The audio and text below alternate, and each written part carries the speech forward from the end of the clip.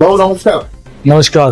भाऊ प्रभाग 37 हा खूप जुना गोपालनगर म्हटला की खूप जुना एक प्रभाग येतो.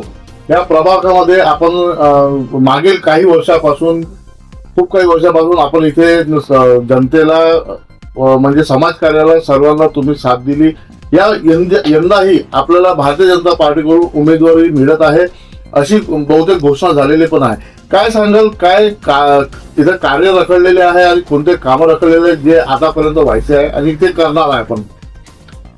सर्वप्रथम सगळ्यांना माझा नमस्कार. मी माजी नगरसेवक प्रमोद तभाने. मला माहित आहे की जवळपास 9 वर्ष झाले इथे इलेक्शन झालेलं नाही आहे. 5 वर्ष इलेक्शन झालं होतं, त्यानंतर 4 वर्ष लागले इलेक्शन व्हायला. आता डिक्लेअर झालं इलेक्शन होत आहे. तर मी तुम्हाला सांगायचं होतं की मी इच्छुक आहे प्रभाग 36 म्हणून. मी इलेक्शन लढलो 37 मध्ये, प्रभाग 37 मध्ये, आणि इथे लेडीज एससी लेडीज झालेला आहे. त्यामुळे मी उमेदवारी मागितली प्रभाग 36 मध्ये. जवळपास असं वाटते की मला भारतीय जनता पार्टी तिकीट देईल. तत्पूर्वी मी जे कार्य केलं या प्रभागामध्ये जवळपास 70 करोडचे कामं आपण या गोपालनगर, सुभाषनगर मध्ये आणि या संपूर्ण प्रभागामध्ये केले, जे की आजपर्यंत कोणत्याही नगरसेवकाने केले नाही. एक साधा नगरसेवक पाहिला तर एक नगरसेवकाला जवळपास 50 लाख रुपये प्रतिवर्ष मिळतात, जवळपास 2.5 कोटी. पण आपण 70 कोटीची कामं हे करू शकलो हे फक्त ना फक्त आपले जे मुख्यमंत्री देवेंद्र फडणवीस साहेब त्यांच्यामुळे. कारण की आम्ही कधीही त्यांना निधी मागितला तर असं कधीच झालं नाही की त्यांनी निधी दिला नाही. आता मी नगरसेवक बनायचंच आहे, पण जवळपास माझ्या या जे काही कामं वाचलेले आहेत त्यामध्ये 35 करोडचे कामं मी सँक्शन करून आणलेले आहेत. टेंडर झालेलं आहे, येणाऱ्या इलेक्शन नंतर ते कामं सुरू होणार आहे. तर असे अनेक कामं या प्रभागात केलेले आहे. त्याच्या फलस्वरूपच माझी जे कामाच्या लोकांना पसंती आहे की प्रमोद तभाने हा काम करतो, त्याचीच वेव जे आहे ते 36 प्रभागात गेलेली आहे. त्यामुळे लोकांचं असं आहे की प्रमोद तभाला येथे तिकीट मिळू शकते, कन्फर्मेशन व्हायचं आहे. पण जेणेकरून असं वाटतं की तिकीट भारतीय जनता पार्टी मला देईल, कारण की कामाच्या स्वरूपात आपण जे केलं ते खूप काम केलेले आहेत आणि छबी चांगले असल्यामुळे कोणाच्याही लेण्यात आपण राहत नाही, देण्यात नाही. जे पार्टीने काम केलं ते मी करतो, समाजाचं काम करतो आणि सतत काम करत आले. भाऊ प्रभाग 36 आपलं काय विजन राहील, कशा प्रकारे त्यांना आपण डेव्हलपमेंट कराल, काय सांगाल? प्रभाग 36 मध्ये मी आधी सर्वे केलेला आहे. कामं झालेली आहेत. देवेंद्र फडणवीस साहेबांच्या जे आधी नगरसेवक होते नक्कीच चांगले कामं झाले आहेत, आणि जे काही कामं वाचले असतील ते नक्कीच मी करणार. कारण कामाच्या बाबतीत मी कोणतेही काम असो करतो. जवळपास आता एवढे वर्ष झाले की तुम्ही माझा सर्वे करा या प्रभागामध्ये 36 मध्ये, या 38 मध्ये. सगळ्यांना माहिती आहे प्रमोद तभाने घरी गेलं या ऑफिसमध्ये गेले तो काम करतोच. असं कधीच होत नाही की मी त्यांना म्हणतो की काम नाही म्हणून. आणि आम्हाला कोणतेही काम दिलं तर फडणवीस साहेब आमचा निधी सँक्शन करतात, त्यामुळे आम्हाला काम करण्याबद्दल कोणताही प्रॉब्लेम नाही.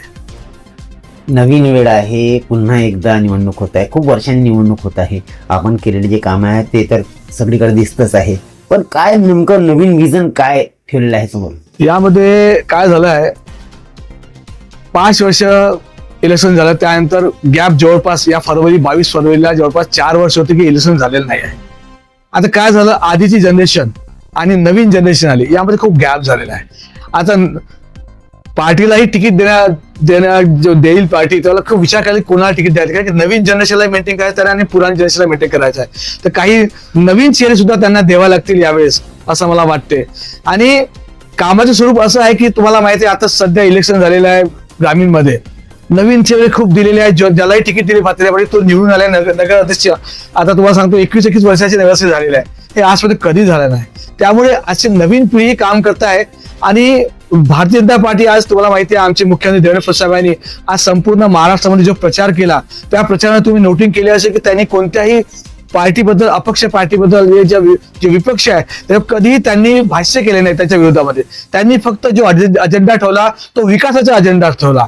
त्यामुळे आज आपल्याला जे ग्रामीणमध्ये यश मिळालं ते सुद्धा त्याच प्रकारे या नागपूर शहरामध्ये सुद्धा त्याच प्रकारे यश, मला वाटतं जवळपास 110 सीटा तरी या नागपूर शहर महानगरपालिका येतील अशी माझी अपेक्षा आहे. आताच लेटेस्ट बातमी आहे, मुख्यमंत्री साहेबांनी असं घोषणा केलेली आहे आणि शिंदे साहेबांनी की महायुती सोबत लढणार, या बाबतीत काय बोलणार?